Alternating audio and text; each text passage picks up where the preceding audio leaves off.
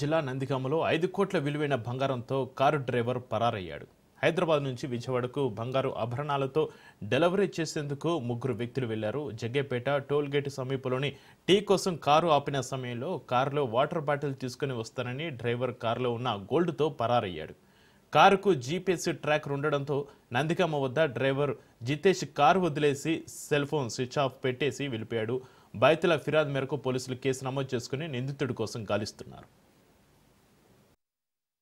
శ్రీ శ్యామ్ బాబా jewellery private limited shop నుండి వాళ్ళ ప్రతినిధి బాలకిషన్ 6.5 కేజీల ఆర్నమెంటు గోల్డ్ని విజయవాడ డెలివరీ ఇవ్వడానికి అతను వారి యొక్క తోటి ఎంప్లాయ్ డ్రైవరు ముగ్గురు బయలుదేరి హైదరాబాద్ నుండి toll plaza Jaggayyapeta Venkatasai food plaza దగ్గర టీ తాగడానికి ఆగి టీ తాగుతూ ఉండగా సదరు డ్రైవరు జితేంద్ర అనే జిత్తు కారుతో అందులో ఉన్న బంగారపు వస్తువులతో టువర్డ్స్ నందిగామ వైపు కారు తీసుకుని వచ్చేసాడు.